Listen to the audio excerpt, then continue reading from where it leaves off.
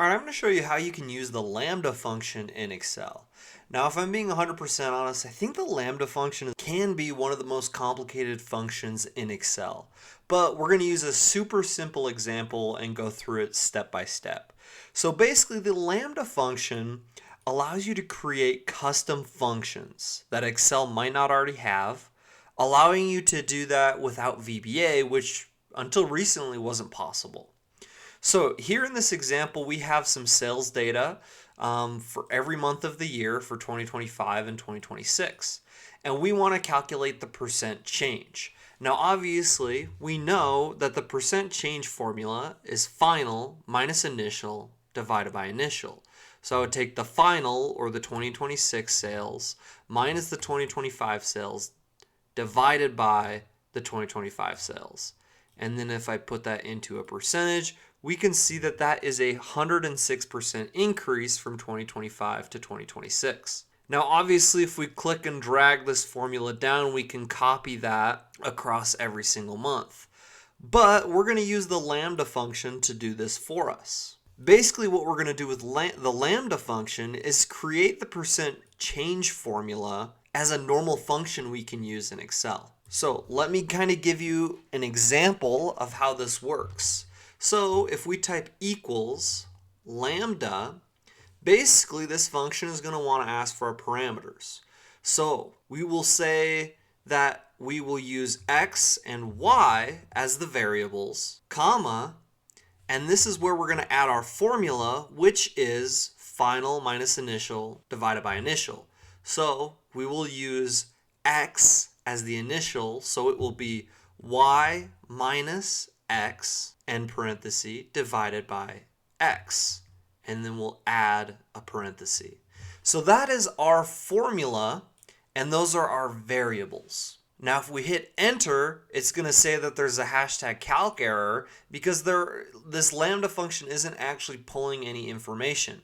If we were to hit parenthesis after our formula and select our x value, which is 2025, comma, our y value, and end parenthesis, this lambda function will then use this as x and this as y in the formula we created here. So when we hit enter, we'll get 106%. Now you're probably thinking like, yeah, Callan, like lambda, okay, whatever. Like that's actually way more work than just typing in the percent change formula. But the idea here is that you can name this formula and you can use it throughout your workbook as a regular function in Excel rather than having to manually type this each time.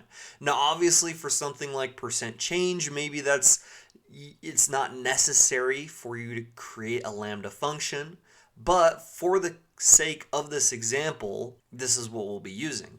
So now what you need to do is define this function. Now what you're going to want to do is copy this formula that we had created, this lambda function, excluding the variables that we added at the end. So we have that copied. Now go up to the formulas ribbon and then find this defined names option and select define name.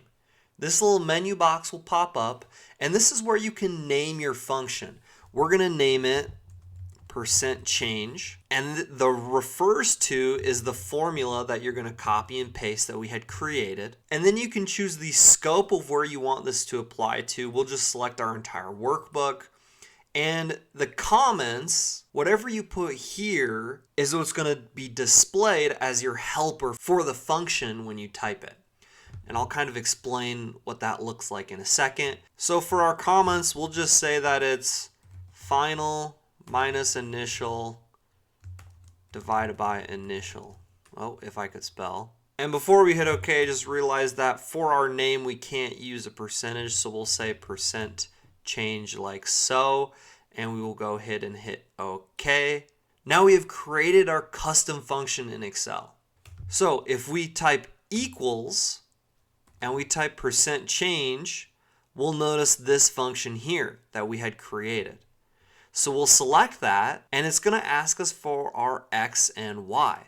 So our x, or our initial value, is here, and y being our final value here. We'll just end parenthesis, hit enter, and we'll see that created the percent change for us. And now we can drag that formula all the way down, copying that like so. So if you ever forget what your lambda function does, when you're typing in your formula, whatever you put in the comments will appear as a helper here. So we know that the formula is doing final minus initial divided by initial. But there you have it. Those are kind of the basics of how you can use the lambda function in Excel. Now, obviously, it can get incredibly complicated when you're using complex formulas and things like that. But it just allows you to create custom functions that could save you a lot of time in the long run or in the future. So thank you so much for watching. Please don't forget to subscribe, smash the like button. Thank you, and just have such a great rest of your day.